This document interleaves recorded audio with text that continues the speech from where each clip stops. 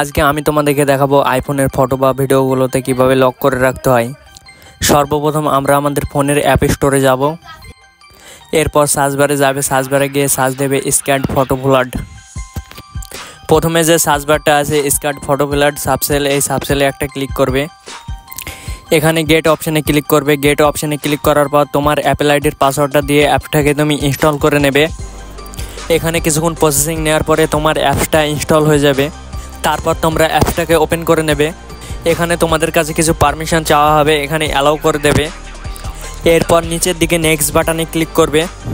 এখানে লেখা আছে এন্টার নিউ পাসওয়ার্ড। এখানে তোমার সাথে 4 সংখ্যার পাসওয়ার্ড চাইছে। আমি তোমাদেরকে দেখানোর জন্য এখানে একটা 4 সংখ্যার পাসওয়ার্ড দিয়ে দিচ্ছি, কিন্তু হ্যাঁ পাসওয়ার্ডটা অনেক তাড়াতাড়ি দিতে হবে। এখানে লেখা আছে দেখুন what is your favourite time, এখানে একটা ক্লিক করবে। তারপর who is your favourite movie একটা ক্লিক করবে। এন্টার ইউর অ্যান্সার হ্যারে একটা ক্লিক করবে। এখানে তোমার ইচ্ছা মতো যে কোনো একটা ওয়ার্ড বসিয়ে দেবে। এখানে তোমার কাছে রিজন জানতে চাইছে, এখানে যেটা সেটা দিলেই হবে। যেমন আমি তোমাদেরকে এখানে বোঝানোর জন্য দিলাম এমএক্স বয়। এখানে তোমাদেরকে আর কিছু করতে হবে না, জাস্ট এখানে শুধু একটা শেপে ক্লিক করবে। ফটোজ দেখছো, এই ফটোজে একটা ক্লিক করবে। কর্নারে যে ক্রস চিহ্ন দেখছো, এই ক্রস চিহ্নে ক্লিক করে এটাকে কেটে দেবে।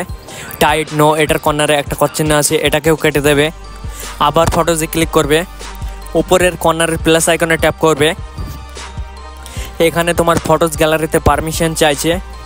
এখানে লেখা আছে দেখো allow access to all photos videos, এখানে ক্লিক করে অ্যালাউ করে দেবে। তারপর অ্যালাউ ফুল অ্যাক্সেসে ক্লিক করে অ্যালাউ করে দেবে। এখন দেখো তোমার সামনে গ্যালারি ওপেন হয়ে গেছে। এই গ্যালারি থেকে এখন তুমি যে কোনো ফটো বা ভিডিও নিতে পারো। এখন আমি ওই ফটোগুলোই নেব যে ফটোগুলোকে আমি লক করে রাখতে চাই। এখন আমি এই ফটো পাসটিকে লক করে রাখবো, সেই জন্য এই ফটো পাসটিকে নিয়ে নিলাম। উপরে ডান অপশান আছে, এই ডান অপশানে একটা ক্লিক করব।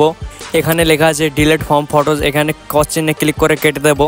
এখানে টাকা পে করতে বলছে, আমি টাকা পে করবো না, তাই ক্রস চিহ্নে ক্লিক করে কেটে দেবো। প্লাস আইকনের পাশে কলমে আইকনে ক্লিক করব। তারপর প্লাস আইকনের পাশে ফাঁকা বক্সে একটা ক্লিক করে টিকমার্ক করে দেব। এখন আমি আমার ফটোস গ্যালারিতে গিয়ে তোমাদেরকে ফটোগুলো ডিলিট করে দেখাবো। ফটোগুলো এখন আমি ডিলিট করে দিচ্ছি। তো বন্ধুরা তোমরা সবাই দেখতেই পাচ্ছ আমার গ্যালারিতে আর ওই ফটোগুলো নেই, ওই ফটোগুলো আমি ডিলিট করে দিয়েছি, এখন আর কোথাও খুঁজে পাওয়া যাচ্ছে না। এখন আমি তোমাদেরকে সাবসেল অ্যাপসের মধ্যে গিয়ে ওই ফটোগুলোকে দেখাবো। এখানে পাসওয়ার্ড চাইছে, পাসওয়ার্ডটা দিয়ে দেবো। ক্রস চিহ্নে ক্লিক করে এটাকে কেটে দেবো। ফটোজে ক্লিক করব। এখানে তোমরা দেখতেই পাচ্ছ ওই ফটোগুলো লক হয়ে আছে। চলো তোমাদেরকে আরও একবার গ্যালারিটা দেখিয়ে দিই। এখানে তোমরা দেখতেই পাচ্ছ ওই ফটোগুলো আর এখানে দেখা যাচ্ছে না। ওই ফটোগুলোকে আবার কিভাবে গ্যালারিতে নিয়ে আসবে, ওই ফটোগুলোকে আবার গ্যালারিতে নিয়ে আসতে হলে তোমাদেরকে সেই সাবকল অ্যাপসের মধ্যে যেতে হবে। সাবকল অ্যাপসের মধ্যে যাব, পাসওয়ার্ডটা দেব। এখানে ক্রস চিহ্নে ক্লিক করে কেটে দেব। ফটোজে ক্লিক করব।